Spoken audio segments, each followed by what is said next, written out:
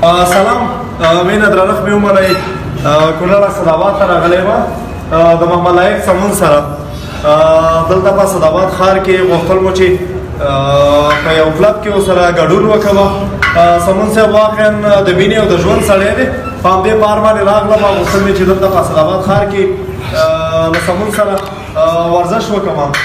سمون صاحب لګیا دی خپله باډي جوړوي دا چې د وینې غوړ ډېر شوی دی او زما خو ډېر د نږدې دوستانو نه دی او وروري مې ورسره اعلان کړله په همدې پار باندې ورسره راغلم او غوښتل مو چې دلته په اسداباد ښار کې ورزش وکړو سمون صاحب افغانانو ته دې څه پیغام دی هغه څوک چې ورزش نه کوي هغوی ته دې څه پیغام دی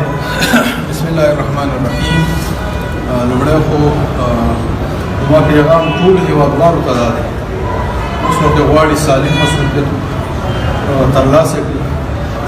ښه ژوند وکړي خوشحاله ژوند وکړي ښه روغتیا ولري دغه خلک باید چې غواړي د مرضونو نه خلاص شي نو دا باید ورزش وکړي ډېره ښه دوستانو تاسو کولی شئ چې ویډیو را سره وګورئ دلته مو په ښار کې ورزش شروع کړی دی نو